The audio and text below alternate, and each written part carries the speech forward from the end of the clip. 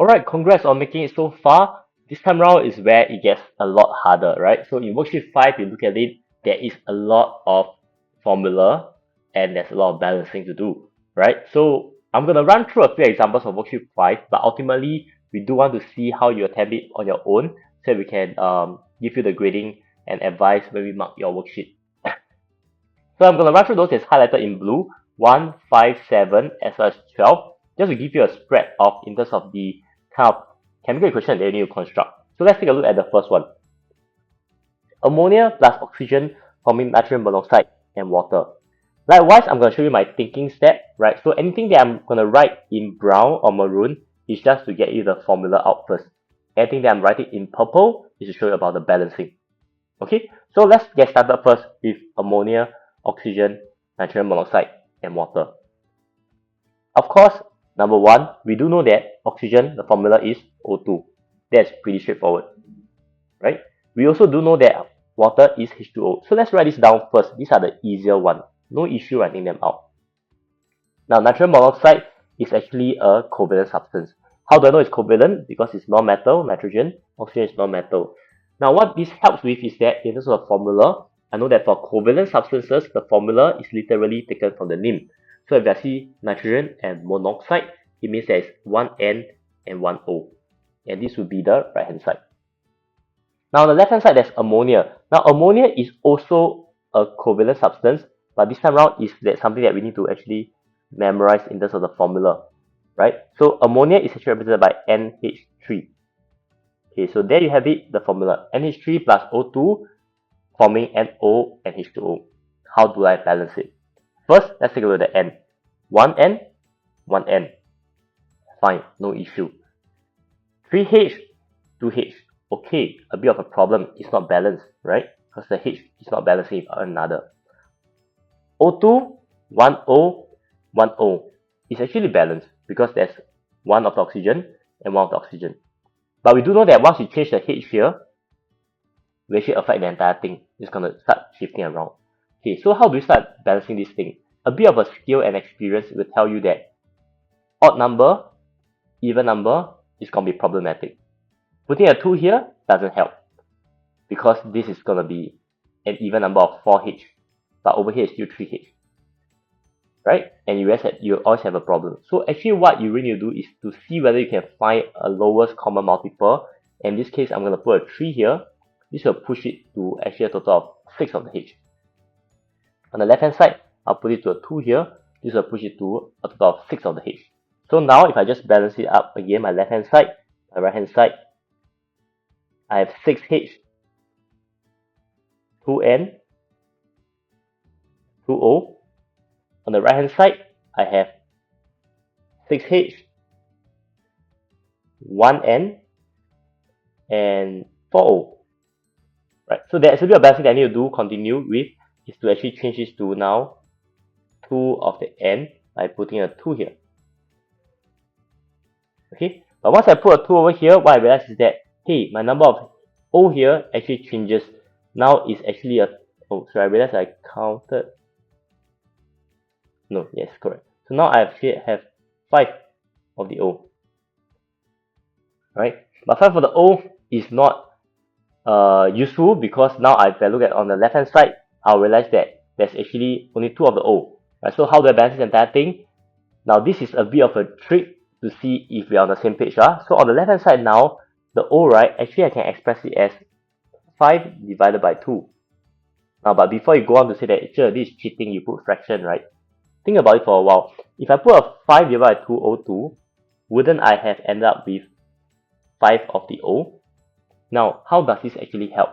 Now my equation is actually balanced because I have 6H, 6H. I have 2N, 2N. Right? I have a total of 5 oxygen. I have a total of 5 oxygen on the right hand side. Now, but this is wrong because we can't use fraction as what the video mentioned earlier. So what I can do now is we can actually multiply everything by 2. And then this will help to flush out the entire equation. So this will actually now become 4. This will now become 5. This will now become 4. This will now become 6. And then you realize that the entire equation will now be balanced, right? So of course question 1 is not easy, right? I'm not saying that it's easy, but I'm just telling you that with this you realize that, hey, I can actually use something like fraction to help me. But to take note that you cannot use fraction in final answer. Okay, that still holds up because it cannot be a fraction in the balance of the equation. Okay, but you can use fraction as a working step to reach what you want. Okay, let's try it out for question 5 now. Okay, trust me that question 1 will most probably be the hardest one. Okay, so question 5, lead 2 nitrate, copper 2 sulfate, lead 2 sulfate, copper 2 nitrate. Now lead 2, remember when we learn about formula, the 2 means that it's 2 plus. Now nitrate is something that we have to memorize, so I'm just going to write it in red here, or orange, to show that this is something that you do have to memorize. There's no way that you can figure this out by looking at the name. Copper 2 will be Cu2 plus. Sulfate is also something that you need to memorize. It's actually SO4 2 minus. Okay, so therefore lead 2 will be Pb2 plus. Remember the 2 is to show you the charge. Okay, and then I have copper 2 plus, and then I have nitrate. Now, so what I'm writing all these things for, I'm trying to recap with you about deriving the formula if it's a polyatomic ion. Now, so what are polyatomic ions? You recall that for lead 2 nitrate, to balance it up, you need to have Pb with 2 of the nitrate, and there's a bracket. The bracket is to show that they all belong in one set of NO3. Okay, so the next one, copper is 2 plus, SO4 is 2 minus, so this is a 1-to-1 matching. There's no need to put a bracket, there's no need to put numbers. Next one, Pb is a 2 plus, SO4 is a 2 minus, it's a 1-to-1 matching. Last one, Cu is a 2 plus, NO3 is a minus, you need 1-to-2 matching. This will give you this entire set of equation, right? Now, but this is not balanced yet, right? Also, it seems like it's not balanced yet, but we'll double check. Okay, so Pb, there's one set, Pb, there's one set. Cu, there's one set, Cu, there's one set. Remember, there's a cheat code that we said just now when we did the practice. You can actually look at this as one set. NO3 is 2 of them. On the right hand side, there's 2 of them. So this is balanced as well. You can look at the SO4 as one set, and on the right hand side is one set. So this is balanced as well. So in this case, this equation by itself is really balanced. What is difficult is to remember what's the formula of the ions that you remember. Let's take a look at 7. Bromine is group 17, so it is diatomic. Calcium iodide is a metal with a non-metal, so this is ionic. Calcium bromide is a metal with a non-metal, so this is ionic. So an iodine is a group 17, so it's diatomic. So if it's ionic, it means that we need to first know the charge. So for calcium and iodide, calcium belongs to group 2, so this is a Ca2 plus if it forms an ion. Iodide belongs to group 17, so it forms a negative charge. Here is a Ca2 plus, here is a Br minus. How will the formula look like? For bromine, it's Br2, straightforward. For calcium iodide, it will now be Cai2, because you need 2 of the iodide to balance up with the Ca2 plus. This will give us an arrow here of CaBr2 and with the iodine over here. Okay, so how do we balance the entire thing? You count the bromine, there is 2 of it, and there's 2 of it. The iodine, there's 2 of it, and there's 2 of it. And the calcium, there's 1 of it, and then 1 of it. Okay, and then this equation is balanced by itself. Right, so sometimes it's difficult to get a formula, but once you get it, you realize that the balancing is quite natural. It just comes.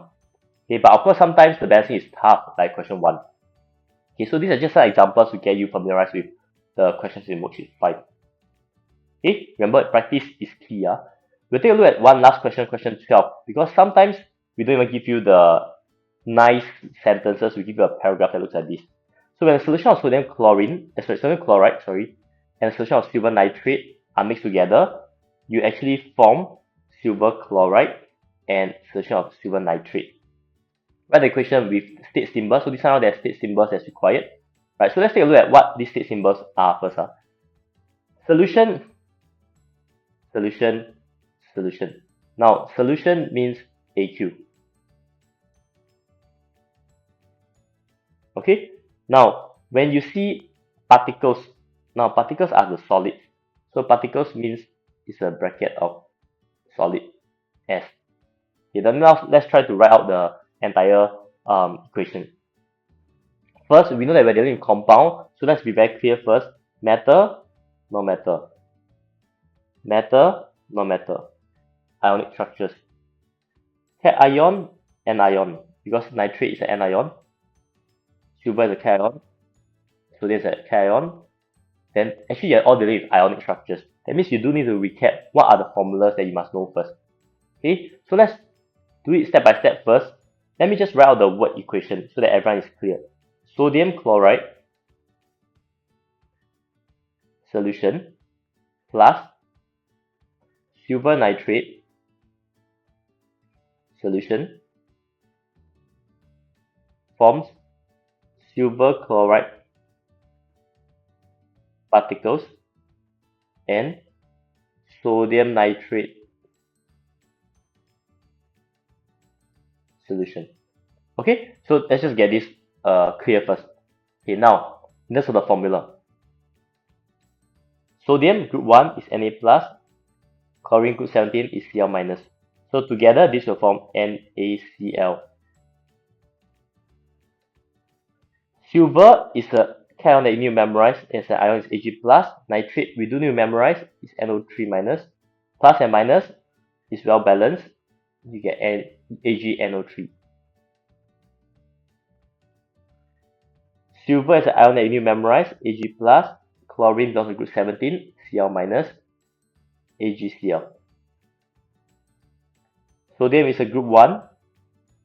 Nitrate is an anion that you need to memorize, NaNO3. That's all about balancing. Consider NO3 as one set. It appears on left and right side. Sodium 1, 1. Chlorine 1, 1. Silver 1, 1. This equation by itself is really balanced. Now with this, I hope it gives you a bit more confidence, but remember to try out all the remaining questions, and of course when you submit it for checking, do take note of where could be the issue. Before I wrap up with this video, I just want to run through with you a few things that we spoke about. We have been talking about balancing equation here. But what I want to highlight to everyone here is that balancing an equation is not that straightforward, because to start off with, you must learn how to construct a chemical equation. And to do that, before that, you must learn how to derive formula. And before that, you must know whether you're dealing with ionic, covalent, or just any normal elements that you are dealing with. Because without all these thinking steps, you will not be able to reach this final step, which is what all these videos are teaching you now, which is balancing chemical equation, but everything needs to flow, right? So if you have an issue with balancing of chemical equation, sometimes when we engage you to run through with you the skills, when we're talking about this thing, we might be talking about this step, we might be talking about this step. So I just want to use this chance to highlight to you that this is not an easy concept. It takes time, but foundation is important. So perhaps for some of us here who are stuck, why not take some time now, instead of giving up on chemical equation, go and look through all these previous chapters and concepts to see what are you actually missing out on. Alright, thank you.